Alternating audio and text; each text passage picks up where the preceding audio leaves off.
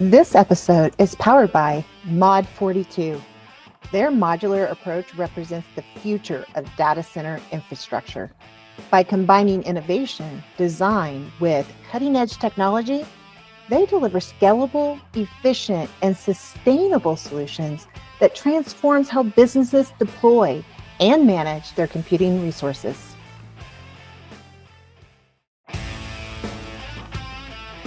Welcome to Beyond the Megawatt. I'm Valerie Crumpton, Risk and Site Strategist. I'm joined by my co-host, Mara Irvin, reuse expert and real estate visionary. Together, we are the Data Center Darlings. We're spotlighting the voices and ideas powering digital infrastructure's future. Let's dive in and go beyond the megawatt. Thank you for joining us today for another episode of Beyond the Megawatt. I'm here with my co-host, Val Crumpton, and I was super excited about our guest today, Greg Crumpton. Greg and I go way, way back, and we keep finding each other along this journey of this wild data center industry. So I think every time I spend time with you, Greg, I learn something new about you. So why don't we just dive right in? I'm super proud to be here today. I think what y'all are doing is great. I love the exposure that we're bringing to the industry. Some of the challenges and more so some of the celebrations, I think are really cool. We do go back a long way. I won't tell how long because unlike you, I don't care how old I am because I'm real old. So yeah, I did just share a picture today for my 25th birthday. So I think everybody can do the math. That was like 4 years ago. So there you go.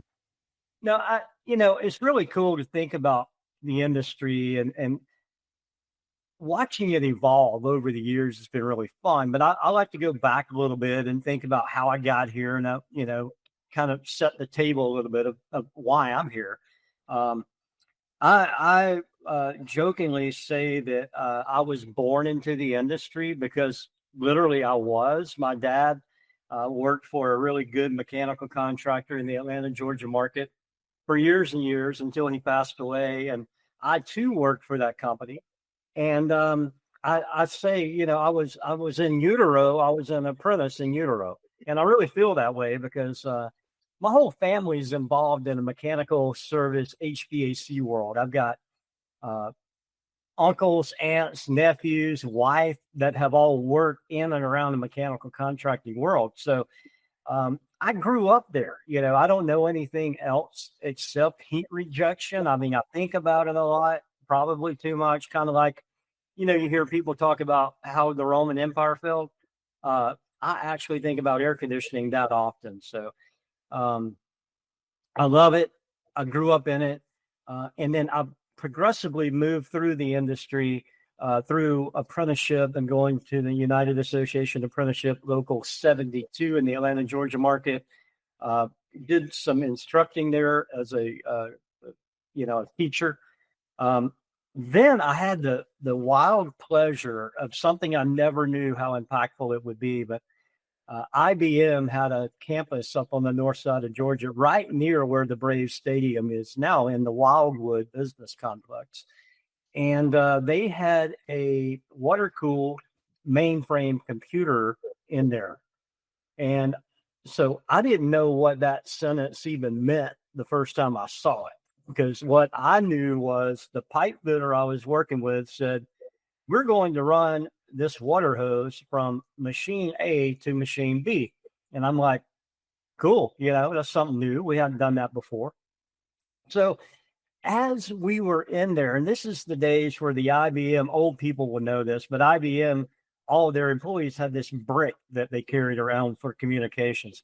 Great tool, probably the predecessor to the BlackBerry. I just remember this guy working on, his name was Carl. I don't know why I remember that 40 years later, but anyway, I do. And that was my first exposure to data center cooling. And it was like liquid cooling in 1988.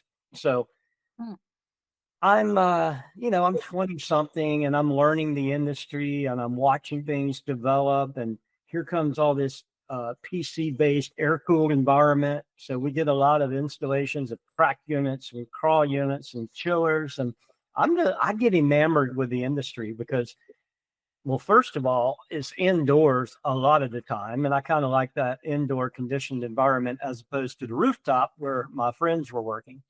So I guess, I don't know whether that's laziness or smart, but I kind of gravitated toward the data center.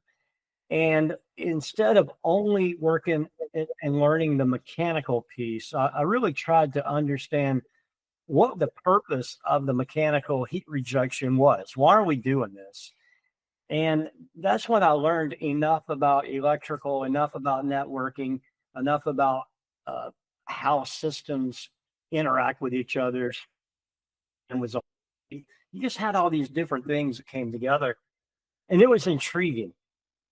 So I ran with that, and I spent my technical, when I was carrying tools and the service truck, I spent a lot of time in the data center environment, actually hands-on working on these pieces. As I moved throughout the organization, eventually bought in as a minority owner of this company, moved through the different stages of that company. And then in 1999, I had moved to Charlotte, North Carolina from the Atlanta market. My wife and I started a new company with the purpose of taking care of complex mechanical systems for people that needed really high-end help and understood they needed high-end help. So we started Airtight Mechanical in 99, and we did a lot of work in the mission critical space. And we ran that business, had a ball doing it for a long time. For 15 years, we ran it.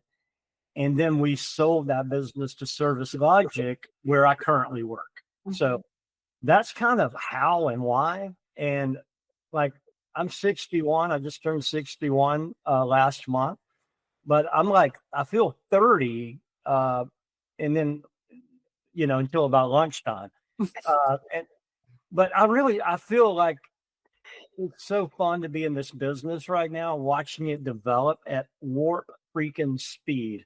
So you have obviously accomplished quite a bit. In fact, I was able to find a home at Airtight for a short period and contribute to that company. But you've built something very substantial. You have a passion for skilled trades. Mm-hmm. Can you think back to any monumental influence, whether it was a person or a thing that really influenced and was able to actually help you get to where you are and how you've achieved things? Or was this all Greg Crumpton? There was several moments, some of which I can't talk about on camera or on microphone because I would get probably the FCC may come down on us pretty hard. But really, Mara, one thing in particular, several years ago, and this is my passion for helping people get to their next step, whatever that step is. Maybe it's a kid in high school, which I've got two that just graduated. One is in high school now that I'm trying to help get going in their passion, because they have a passion for working. I'm just trying to help them channel it the right way. A guy who worked at the company where I worked, he was going to resign one morning. And I talk about this in the book. I got to plug my book at some point. But the guy was going to leave because he didn't feel like he was on a trajectory career-wise that was going to be good for him long-term. And he was kind of in a rut. He was working with a group within our company. They were good, but they weren't like looking ahead. And I've always been that guy, tried to be that guy who looked over the horizon of what's coming.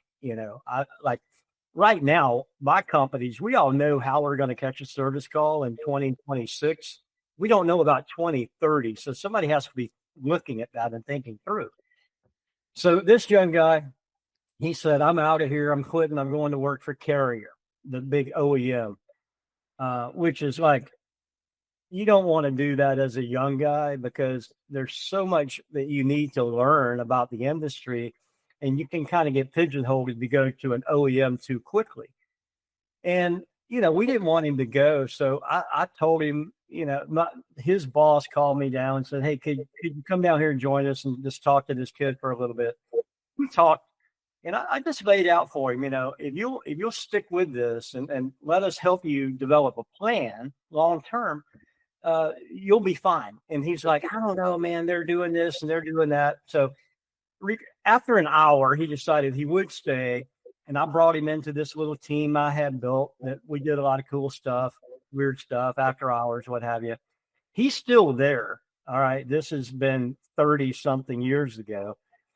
And 2 years ago, he was having a team leaders meeting, and he told that story to a bunch of young guys, that how that one morning at 7:07 a.m. when he was so nervous about quitting a job that he really liked, but he was trying to get a game plan for his life, how impactful that was. And I just got a little goosebump right now talking about it, because that's what matters. We can wear different colored jerseys and you can change names of the company and all that crap, but the person matters. And if you can help somebody get to their next position, whatever that is, and it may not be with your firm, those are the nuggets and those moments that matter most to me. And, they come, and when they're happening, you don't always absorb it. But then when you look at it later, maybe you get home or maybe you're driving and you go, wow, that was more impactful than I realized, now that I've been able to kind of take a step back and do it. So that's kind of the why. Everybody wants to solve their why. That's mine, I guess, is being able to help people advance in life.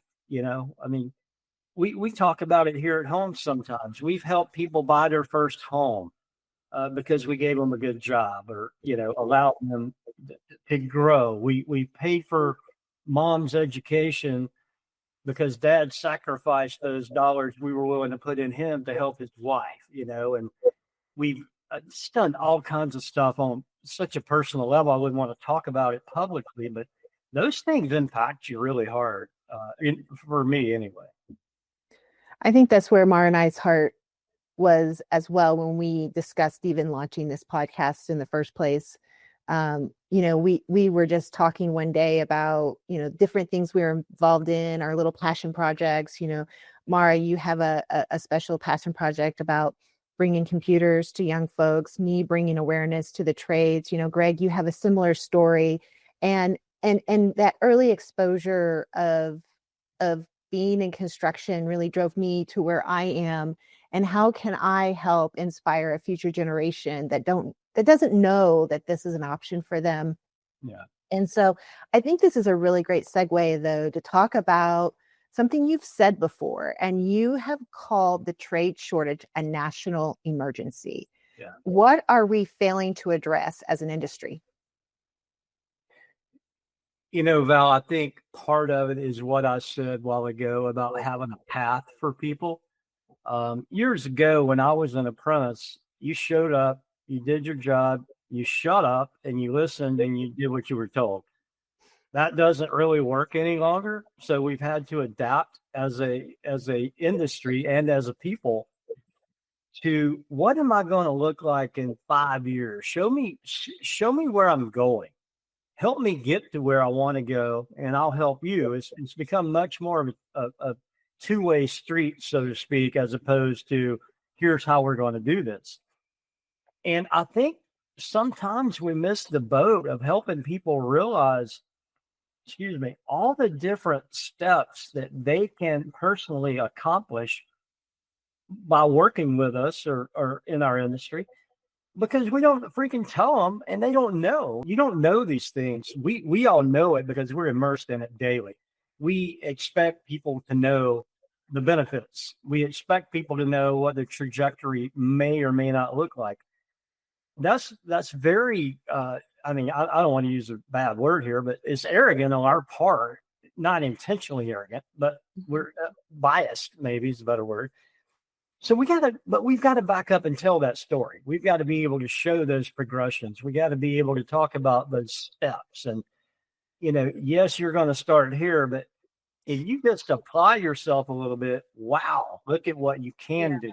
There is I just had a memory of, and it just came back to me. I think I was maybe a junior in high school, and they had like these handouts, and it had like the career, the salary, and you kind of, that's where you were like, oh, let's go to the top and let's pick the things that, but there's a story behind each of these trades. There's also a story behind your destiny, being able to create your own future. And I think that's one thing that I've watched you, Greg, and I've been able to kind of take on myself is we are responsible for our career, and nobody else is really going to look out for us like we will. So it's easy to get distracted by the big logos and the big, like somebody said the other day that when the crypto conferences started, like over half of the attendees were under the age of like 22, 20 years old, because they see it. It's like this nice shiny object and they can make a lot of money. So there's that element too, that we have to tell the story, and we have to make sure that these students actually can kind of see what that opportunity really translates, not just a title. And again, working for a small logo, maybe like Airtight versus Carrier at the time, what is in that for them? And how can we actually say, hey, these are opportunities to grow with a company and to build something and create something and own it. Not that you shouldn't go work at Carrier or Service Logic, because you guys have grown too. So, I think it's, so when I go to talk to schools or I talk to church groups or what have you, I ask really simple questions. Like I would grab my phone, but my wife has it. Like I push it, I show them an icon on the phone. What happens when you press this? And you walk them through that process of electricity and fiber and copper and water through a dam, all that stuff. They're going, really? All that happens just when I press this to tell my mom to come pick me up at 4? I'm like, exactly. When you get up in the morning, you hit the light switch when you get out of bed. There's no David Copperfield hiding behind the sheetrock. That is science at work, not magic. Plumbing, we take it for granted. You get up in the morning, first thing you do, you go to the restroom, usually, most people. That's a gift. And knowing how all that works and being able to install it, service, maintain, replace, those are skills that, back to the national emergency mindset that I have. If we can't take care of our own country and our own buildings and our own houses, and we start relying on others, whatever that means right now, we're in trouble. And we're there. Right now, if either one of you ladies called a plumber and said, hey, I got a problem, they'd be, cool, see you next Friday. Does 4 p.m. work for you? And you're thinking, what am I going to do for a week? But that's reality. Same way with taking your car to a dealership for service or a local garage. It's strictly at a point now, it has become so impactful to us all that people are going, this is a real problem. And, a lot of people like me are saying, no, blank. We've been talking about this for a long time, but until it started hitting people in the wallet, we didn't listen. But now it's hitting people in the wallet. Yeah, we've spent so much time focusing in schools and letting the kids know, hey, college is the path to success. But we haven't spent enough time letting them know that there are other options. Because not everybody's meant to sit in a room and be lectured at there and memorize a bunch of stuff so they can pass a test. Some people are just really hands-on folks. And for some of us who, like you and I, where we had that early exposure, I can't tell you how powerful it feels to learn how to build a house from the ground up and understand how all of the parts and pieces go together. And to this day, when I look at something, I immediately start thinking through how all the parts and pieces go together. Because that was that early exposure I had as a child, because my father built homes. And I just think there's just so much value to that. And I think I've said it before, but I volunteer and I go and I speak to high school students about, my career. If they're having a career day or something, I'm always trying to volunteer if that comes up.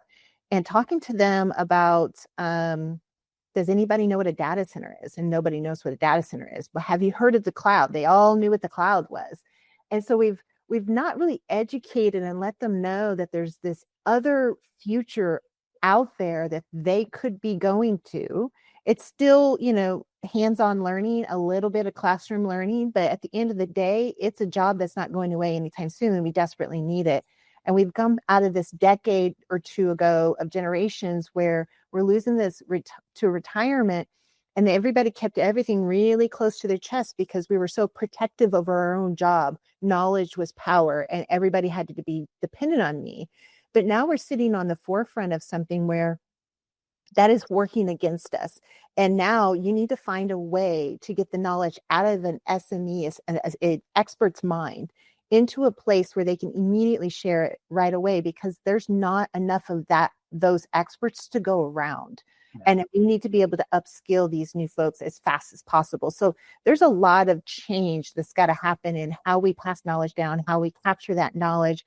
AI is going to be a huge help in that as an extension to do that, but you have to learn how to capture it in a clean way, and create some instantaneous trainings around it. So yeah. I love that. Yeah, that's a good pivot. So Greg, talking about this education piece, we're talked about awareness, getting it into the schools, but once we have someone who says, yes, I want to go down this pathway, how do we accomplish that? What are we doing differently? What are you seeing that we've kind of doing differently that's successful and speeding up this process of getting more talent into the workforce? Yeah. So, yes, to all that has been said, because y'all brought up some really spot on points of conversation. If you think about the talent pipeline, if you look at the last 50 years of people coming in and getting out of public school, you've got a glut of people that are coming out of school right now that have not been exposed to any kind of shop class or any kind of VOTEC or any of that stuff. And they're hungry. There's a group of people that are hungry and want to work, because to your point, Val, everybody's not built to sit in the classroom. My family is a perfect example. There's me, and then my sister, PhD woman. So we're about as diverse of a family as you can on the educational scale. We both have done well, but we've done it differently. And I always say, a surgeon needs a patient and a patient needs a surgeon. So you have to have both things. You have to have college graduates. You have to have technically trained people as well. If you think about the timeline like a bone, like a dog bone, like you would draw in a cartoon, you've got this glut of people on the entrance level. You've got a glut of people on the exit level, my peers, baby boomers, and you've got this thin bone in between. Well, that bone in between is the years that we lost of publicly available trade school or shop classes. So how do we get the glut of 18-year-olds up to speed quicker, Mara? I think is really what the question is. And Val, I want to back up to what you said. There are enough SMEs out there. There are not enough SMEs grabbing kids under their wing and walking them through. They're being lazy and they're being selfish. And I don't mind saying that, because I walk my talk. I've got 3 right now I've got 2 arms. I guess I got one more leg I could use, but you got to do it. I mean, use your freaking skills and your education and your knowledge and your contacts and help these kids get in, because once they get in and get a taste of it, very few leave when they're properly positioned and properly guided to where they can go. You got to show them the route. Back to what we were saying a while ago. This episode is brought to you by BCS Switchgear, where power meets precision. From obsolete breakers to the new 15 to 34.5 kV switchgear and low break switches, BCS delivers fast answers and custom engineered solutions that keep mission critical systems online. I love this mic drop because Greg, you hit something, and let's just talk about it, because we do have this cultural difference, and I hear it to these folks who are these SMEs who don't want to share this knowledge with this younger generation because they don't think that they respect the trade. And but it's a culture difference. They do things in a different way. They're more creative. They think outside the box. They're innovative. They push boundaries, which is what we need for innovation to thrive. So bringing awareness to that. Yeah, we brought out the lazy aspect, but also just bringing awareness to, hey, this younger generation does think different than we do. And we have to acknowledge that we actually need that to help get us to that next level. In labor and in technology. So one thing that my particular industry is doing a much better job of now is embracing technology, because we don't have enough people. So we have 5 retirees, we have 2 incoming new people, apprentices, or however you want to classify them, 2 to 5. How do you fill that gap, so to speak, of 3 people? You've got to be more efficient. Once you're on site, the efficacy of that technician has to be really high, and you have to use technology. So using technology to fill part of that gap. Let's get real-time information back from the job instead of sending 60-year-old Larry out there. Let's let a chip tell us the operating condition of that equipment. Just thinking a little bit differently. We're not talking about splitting the atom here. We're talking about using common tools that a lot of people think that we're knuckle dragging because we don't already do. We're like, wow, that's cutting edge. No, it's really not that cutting edge, but we have to do that. We have to embrace it. I laugh when you said how the new folks do things differently. Like my nephew, smart as a whip, he's 35 years old now. He's been working with me on and off since he was out of high school. I'll be struggling with something like cutting a piece of pipe or something, some little side project we're working on around the house. And he'll just walk up there with his battery powered grinder and go, and I'm like, why didn't I think of that? Mm-hmm. Because they grew up thinking with tools that we didn't have access to. Like the harder I sweat and bled, the better I thought I was doing. I had to change that mindset of what can I use to help me be more efficient, because I don't have the time I used to have. Mm-hmm. So that harnessing that time is so important. I think you hit on something just a minute ago, is not only do we need folks who are the experts, who have been doing it for years, to step up, because we can't do it alone, right? Everyone needs to do their part. And if everyone does a little bit, even just a little bit, and you take that one or two of that next generation on your wing, then we're going to move the needle. But simultaneously, the young folks need to hear this. They need to hear that you are coming in with fresh ideas. Unlike the generation in front of you who have been looking at the exact same plans and the exact same tools and the exact same way of doing things for 20, 30, 40 years, you are coming in with fresh eyes. And you're going to see the trees among the woods, and you're going to have some different, innovative, out-of-the-box thinking, because you haven't done it for 20 years. You're not really set in your ways on how to accomplish it. So I think that you have to, as young folks, you have to step up, ask questions, right? You have to sit there and say, hey, have you thought about doing it this way? And not be afraid of that, because I think we welcome, to your point, why didn't I think of that, is what you just said, right? We welcome that new, fresh ideas and perspectives. And I think it's the merge of the two is how we really move the needle together. Is we need to get curious and give the young people space to share their ideas, and not say, hey, tried that already, it never worked. Well, maybe not the way they're going to do it. We need to give them space to be innovative and share their ideas and make it safe, and not come in with a know-it-all attitude. And I think that's kind of the combination of making space for them, and then also giving back and taking someone under your wing. Val, I think that old geezers like me, there's a bifurcated line in the sand. People who are open to it and are humble enough to know they don't know everything by saying, damn, I wish I would have thought of that, versus shut up, I've done that before and it won't work.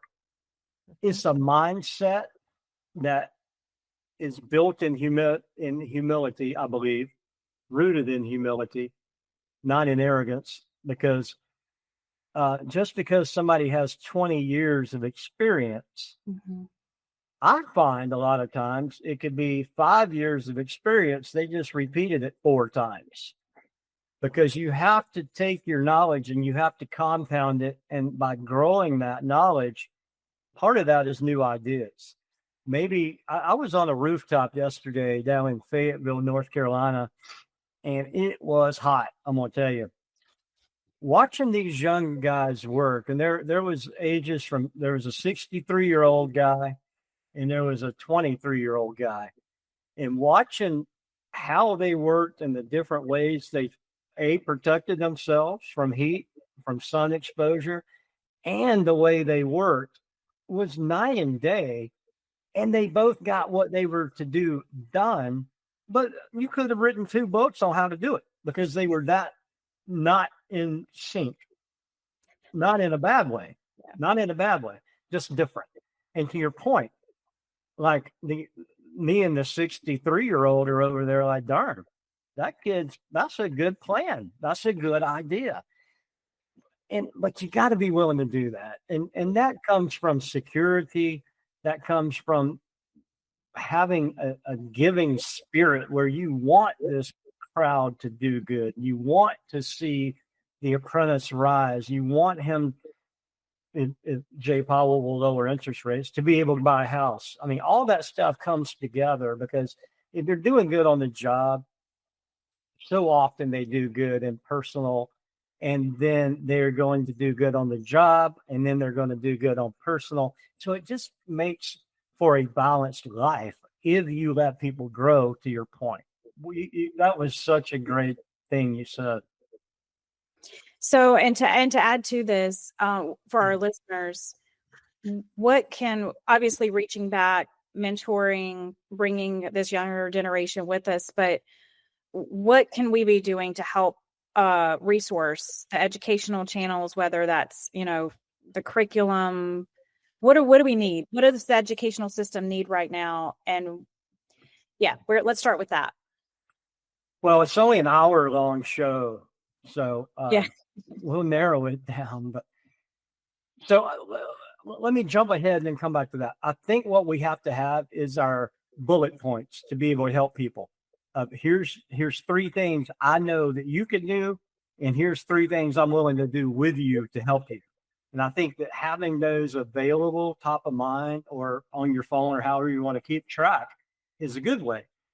Mostly it's introductions. Mostly because no matter how automated our world gets, Val, if I call you and say, I've got this young lady or I've got this young man who I really want you to have a look at, I think they've got it, and you know how it is, you're much more likely to at least listen to that conversation with them, as opposed to picking up a resume. So I think making connections, getting ourself unbusy enough to help people.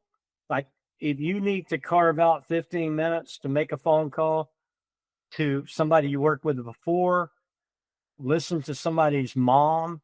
That one kid I've got helping right now, my wife met his mom in a dang dress shop.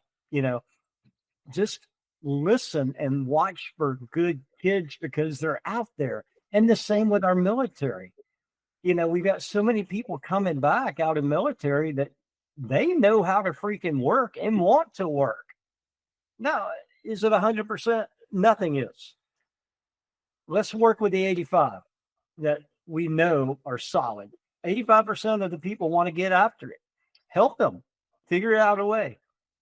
What that means for education is having programs that welcome that, but you got to start with basics. An instructor, a friend of mine that instructs here in South Carolina, tech school, he told me recently that 5 years ago, 10 years ago, the first night of class, he could send the class to the toolbox and say, hey, grab a straight head, a flat head, and a pair of vice grips. And they would come back with those 3 devices. Now, the first night is, this is a flathead screwdriver. This is a Phillips head screwdriver. And it's funny to us because we grew up knowing that. It was in the junk drawer at home, probably. But we don't have that anymore.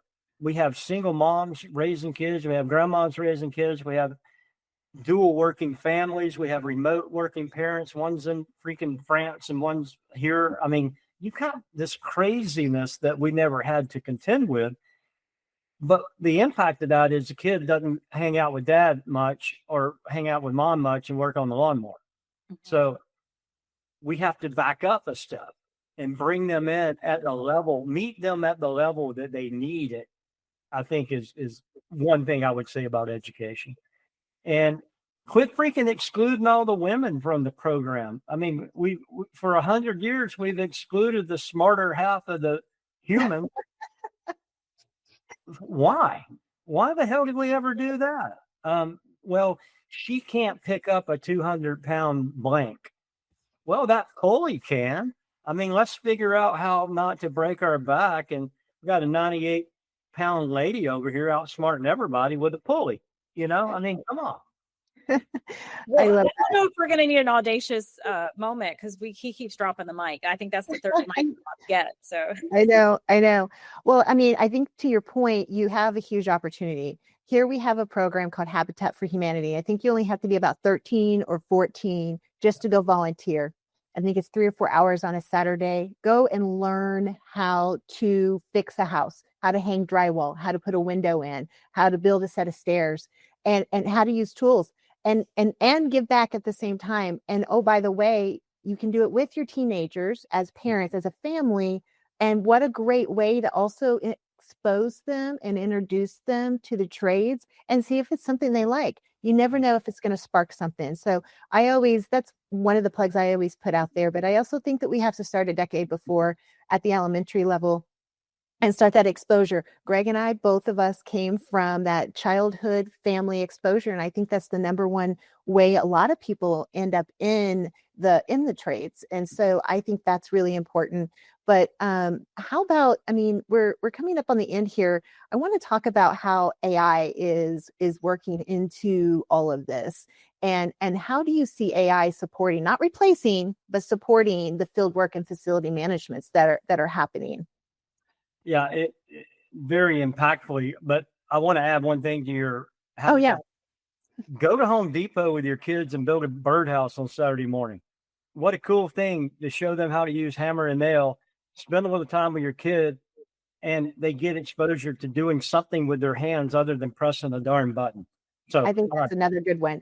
And for those who haven't ever done that before, they do require you to register. But they also will take walk-ins. So if you just woke up that morning and you just go there and stand in line, 9 out of 10 times they have availability of it. And so just so you know, just go try and last minute works too. I've done it. Or, I mean, you can't do that. Walk around the hardware department, show your kid what tools are. It's a game changer. All right. AI, we have to embrace. It's here. We can't run from it. You can't be scared of it because it's in everything we do. People say they're scared of it, and then they get in the car and their Siri is telling them where to turn. You're already using it. Let's be real. So let's figure out how to embrace it. And it's a tool. It's not a replacement for a darn thing. We can train it, which is the large language models are currently being developed at record pace. For verticals, maybe healthcare's got its own deal, plumbing's got its own deal. Across the board, there is so much freaking data out there that people like my company have been hoarding data. We collected a crap load of data, but we didn't do anything with it because we didn't know what to do with it. But we had it. Thank God we had it because now we can put it to work. 30 months ago, the world woke up and heard the term Chat GPT. And everybody went absolutely bonkers that day. And I think there was like 1 million people a minute that were registering for that. I mean, it was some crazy number. So, so marketing, supply and demand, that tells me we got a big demand that we're registering for a product that quickly. So what did we do? We go out and we build data centers out the wazoo. I think there's 70 data centers proposed in Loudoun County right now, and they don't have enough power except for 2. So, or ish, power's problem building data centers, but that's another topic. The ability to use data to help us make better decisions, more informed decisions, and quicker decisions, to me, is the benefit for our industry. So we're split in our industry because we love to see data centers being built and growing. The challenge is, do we have enough people to build them and staff them and operate them day 2? So we're kind of like, we like it, but we kind of don't like it, but we like it. So, you're kind of on that razor blade edge of playing both sides of it. How it impacts people like my company is through efficiency. If we've got, Mara's got a building and it's got this kind of unit and it's got this kind of problem, by using our ERP data, we can formulate what's happened to that unit in the past, who worked on it, what the scenario was of repair, what the life expectancy is. I mean, all this data that and this is simple stuff. I'm not talking about, any kind of hashing out a new Bitcoin here. I'm talking about basic stuff that humans could do if we had enough time. Mm-hmm. But given all that data to a machine and we get an answer in 1 second, so that when we walk up to a building as a plumber, as a service technician, as an electrician, as fire protection, whatever, you're more equipped to handle that problem better, quicker, and give a better customer experience, because there's less having to figure out what Bob did the last time he was out. And that is helping us build our LMS tools, our learning tools, because now we have automated checklists. We have it's built into our asset management. So you bring a new guy in, he doesn't have to have walked this building for the last 10 years. All that data is now in his mobile device, and now he can walk around, and they even have the GPS in there. Hey, you're standing at the wrong chiller. You're supposed to over here, or whatever, so there's AI is contributing to our being able to train these new technicians too. It's incredible. And I mean, you can walk up to a piece of equipment and scan a QR code and go, holy crap, I just got 25 years worth of data. Yeah. And now we can start seeing things that help customers. Like, did you know, Mr. or Mrs. Customer, that half of your equipment's 27 years old and the other half's got R22 in it? Would you like me to help you build a capital expenditure plan? Bam, cap plan. Here you go. I just built that for you in like 21.3 milliseconds. It's freaking phenomenal, but it is a tool. It's important that we remember it's a tool. It's not the thing. The thing is still talking to your customer. I don't care what happens. Mm-hmm. Eye to eye, hand to hand, cup of coffee. I don't think will ever be replaced. Because I'm a believer in that. You can have a video conference and talk about how cool the proposal is, and you built this new presentation with Grok, and it's bad to the bone. But it's different when you sit there and talk about it together. And if you and I have done actually quite a bit virtually. I was on one of your podcasts at one point, but to your point, if we had never met in person, I would have never seen your shoes. Hey. He has some pretty incredible shoes now. I've heard about the shoe collection. I hear you're quite the stylist. I appreciate the compliments, and I'm married to a very special woman, is all I'll say, who does a phenomenal job of shoe accessorizing me. I love it. I think this is a good way to wrap up, because for our SMEs, our generation, and the younger talent that's coming in, we're not getting replaced. we need everybody. We need everybody to roll up their sleeves. We're in this together. We do need face-to-face human interaction. As AI continues to grow and develop, the human component is crucial to us all really even just wanting to continue to do this thing, right? So look, when I see you at an event and you and I hug, we can't do that on the dang screen. well, Valerie does the That's it. But that is a human interaction that fulfills a need that is you just can't get in a digital environment. I do think the human element is not going away, and it's the folks who are going to get left behind in this AI is going to be those who haven't had a growth mindset, have taken the time to learn and educate on how this can be an extension of them, not a replacement of them. There's so much about the human that the AI isn't going to be able to look at. The specialists still need to be engaged. You may have a report coming out, but we need to know that when that report says things are green and the person who's got boots on the ground says, nope, there's something wrong with this data, they're going to recognize it right away that some outlier information is causing this information to report false. So there's something in the machine learning that we got to adjust or correct in the clean up that data, but it's going to take a human to recognize that. So it's going to be the combination of the two that's really going to excel us forward, for sure. Totally agree with that. Embrace it, figure it out, learn from it, work with it, try new tools. I heard somebody say, you always want to be the best version of yourself. Well, the best version of yourself is growing so that you're ready for tomorrow.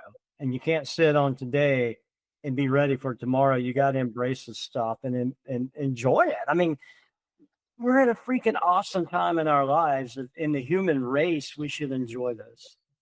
I do anyway. I'm having a blast. And I'm having a blast on this podcast with Greg. This has been super fun. Thank you so much for coming on here today and being a part of this. I do want to put a plug in for your book. You mentioned it earlier. What was this book? This book is called Deep Knowledge. It is available at Barnes and Noble and Amazon and all that good stuff. But this is volume 1, volume 2 is on the way, but it's a collection of 61. Somebody asked me, how long did it take you to write the book? And I said, well, so far, 61 years, because it really is a collection of things that I've done over my life. And the goal was to make it small, nugget-sized stuff where people could go, hadn't thought about that way. Mm-hmm. Just a little poke, just a little prod. Maybe get some young people, save them some scar tissue that I have had to endure. Maybe this would be a shortcut without scraping your knees so badly. I think that's a good segue to our wrap up here. Who are you pulling under your wing and how are you helping them move forward? So currently I have a young man that's 15 years old. He lost his father this past year to cancer. And I talked to my wife, who I do often. She's a blessing to listen. Like, she probably listens more than she wants to, but she does. We just talked about this kid and like, what is he interested in? How can we help him? So I've just been trying to give him some exposure to what my life looks like and how it got here through the mechanical trades. And so I started out with a little task and a little screwdriver, and he was like all over it. And then I've got a drawing of a napkin he and I did Monday morning at breakfast where he now knows how electricity heats water. So we're getting there with him. And then the other two young men are both working as apprentices in the industry, first year, both of them, excelling, loving it. But the common denominator to all of this about is that they know what is possible. I've laid out if and when then. So they get the route, but it's on them. It's not me. I can't give them my knowledge. I can share it, but they've got to embrace it and they've got to figure out where to go next. And they're going to go to the next step, but I'll be with them because that's my commitment to them and the industry and the humanity. I want to do good. I think you have to think forward and make a plan and know what's possible. And then when you kind of say, okay, these are some of the things I want to do, at least you can make decisions in your life that kind of lean you towards it. Can you pivot? 100%, but at least you're on a path. It's not just going through life willy-nilly. I don't know if I was born a planner, but I have life planned out to 2036. That sounds crazy to people when I say it out loud to them. And yes, where you stand today has been determined by the countless small choices you made in the days that have come before this one. I just read a quote out of Greg Crumpton's book. So perfect. Exactly. I like it. All about choices. You got to be smart. You got to stay out of debt as a youngster. You got to take care of your driver's license. You got to do some common sense stuff so that you're in a position to be helped when the time's there. I think if people are thinking about where can I find some folks to take under my wing who may not have a parental guidance, I immediately start thinking about the folks who are aging out of the foster care system. And so like that's some place that I am planning on to go plug myself in as it relates to taking folks out of under their wings and just bringing awareness to the trades. If I can go speak to them and give them some guidance on, hey, you have options. That is awesome. There's a guy in Philadelphia. His name's Evan Jarrett, Evin. He's a school teacher in the Philadelphia public school system. He's got third graders in there running a skill saw. He's got third graders in there plumbing pipe with solder. And they're like, well, you can't do that. He said, the hell I can't. I'm about to. And he's doing it, and these kids are blossoming. You see them online where I watch him. The kids are growing because they're having this exposure. There's a community group in Philadelphia. I don't know why I'm stuck on Philly today, but there's a basketball league that helps kids get out of bad neighborhoods by offering them scholarships in the trade. Very small, monumental, micro scholarship programs, but it's just that little spark, and it's working. They don't need a lot. They don't need a hand out. They need a hand up, if I could quote a friend of mine. I love that. And for the record, I also was one of those kids who was running circular saw at third grade, walking roofs at 7. When I say that, another thing that when I say that out loud, people think, what? I'm like, I was tying rebar by the time I was 10. So these are things that I was getting trained on as a child. And I think we underestimate our youth and our young children. We do. And plus we've softened up the world so bad that the damn kid can't hardly be a kid anymore. So we need a little more hardcore mentality. It's good for kids. It's good for the country. It's good for the human spirit to have traditional looking things going on. Working is one of those. Yeah. Well, thank you so much, Greg, for coming on the episode. I've really enjoyed it. I know, Mara, you've enjoyed it. You've been friends forever. I know it's a real blessing just to have someone that you kind of knew from the beginning of your career here full circle on a podcast with us. I'm just so excited about this episode and can't wait to share it. And thank you to BCS Switchgear for keeping our mic on and keeping it hot. We really appreciate our title sponsor. It's been a blast, ladies. Thank you so much. Thank you. As always, hey, I call Greg the Duke of Skilled Trades. So, the Duke of Skilled Trades. # Duke of Skilled Trades. Got it. I love it.